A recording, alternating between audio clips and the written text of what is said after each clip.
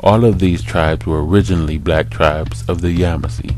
And as far as the Yamasee mixing with the African slaves, the Yamasee and African runaways had a few things in common. They were both of the same ethnic background, they were able to blend in with each other, and they both had hatred for the British. Throughout slavery, thousands of African slaves escaped the plantations and sought refuge with the neighboring Native American tribes. The natives had an incredible knowledge of outdoor survival and location.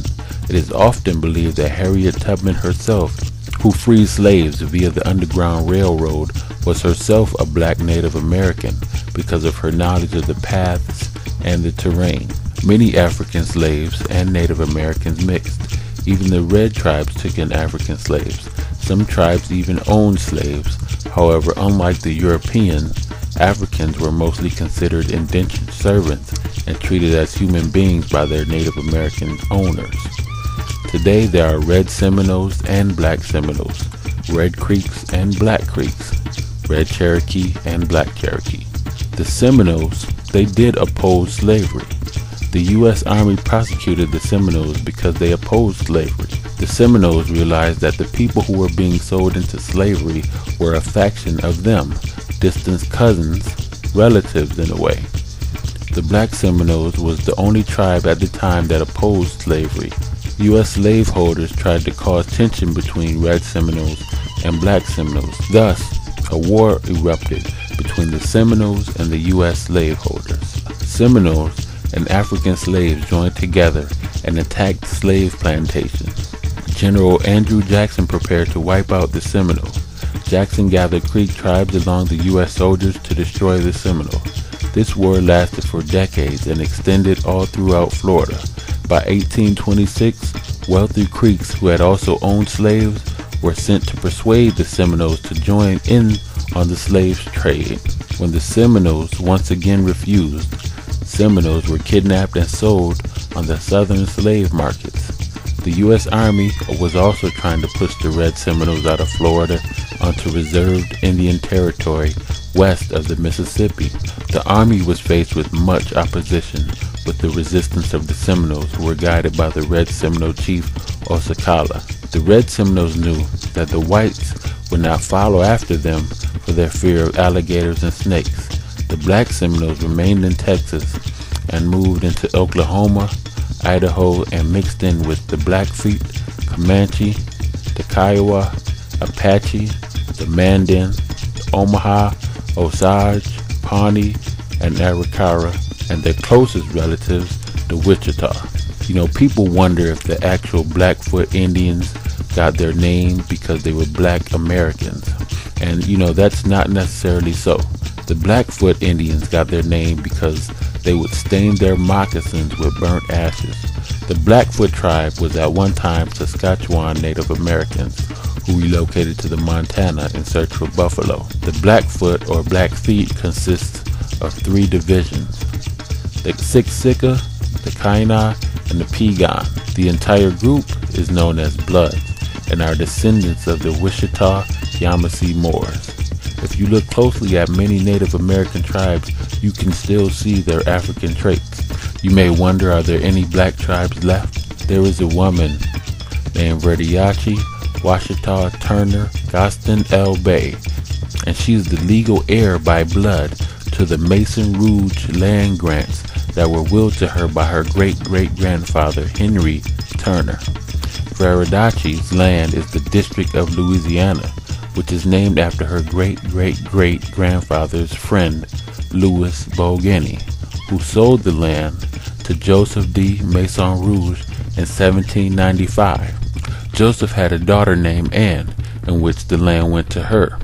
Annie named the land Louisiana after Louis and Annie. In 1848, the U.S. government took the Turners to court to take the District of Louisiana.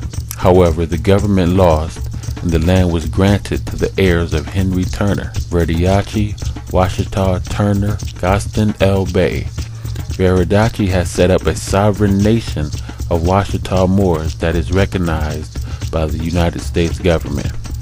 The Subcommission on Prevention of Discrimination and Protection of Minority Workers Groups on Indigenous Populations recognized the Wichita as the oldest indigenous people on the earth. The U.S. government does not own the District of Louisiana, as we may believe.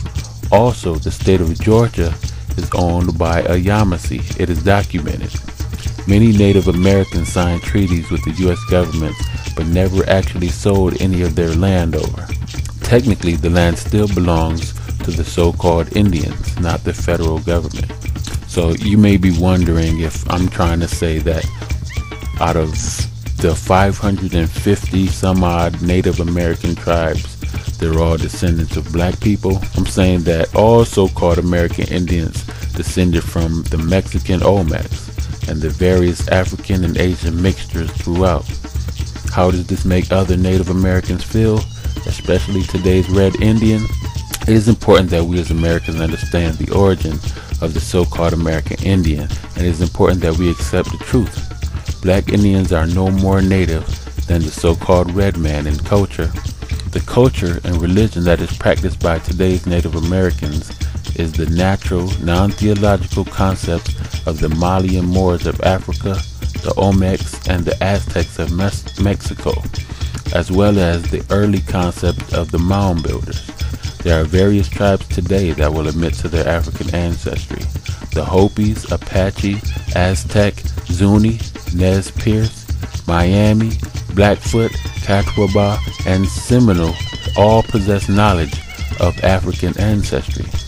What's more important is not the feeling concerning indigenous people, but more so the truthful data and the validity and acceptance of that data. You may be asking, why do Red Native Americans believe that they are the first? Well, many Red Native Americans are well aware of the information that I've just presented to you, and some are not aware. Tribes like the Hopi, Aztec, Apache, Pueblo, Seminole, Creek, Tuscaros, and Susquehanna have documents in their possession that tells the stories of the black gods who gave them birth. In fact, the Hopi Book of the Stars that was given to them by the Dogons tells that when the forefathers, Africans, reclaim their throne, the black and red tribes will join together and overcome their oppressors. There is a similar parable in most Native American cultures that speaks of the white eagle who has captured the red eagle until the black eagle freed the red eagle. The white eagle retreated into the caves from which he came. Look up this story. It's an actual Native American culture. It is just as important for Native Americans to understand true history as it is for black Americans to understand true history. Blacks have been convinced that they are all ex-African slaves. Of course, this is a lie.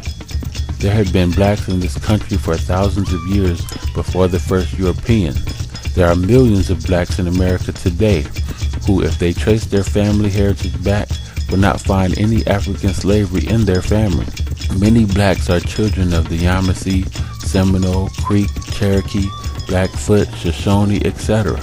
However, the U.S. government, in order to protect their best interests, has kept most of this information and true history from us. The U.S. government has convinced us to classify ourselves as a title that the European political system created in order to place us in a certain social bracket, African American. As an African American, we have no inalienable or indigenous rights under the Constitution. Even worse, as an African American Christian, we dig an even deeper hole for ourselves. As black Christians, we have to admit two things. We are former slaves by calling ourselves African, and we are former slaves who converted to the slave owner's religion. Thus, we sever any connection to sovereignty or self-identity. As African American Christians, we literally become dependent on the government and relinquish all indigenous and self-governing classifications. Thus, we throw ourselves on the mercy of the U.S. judicial system.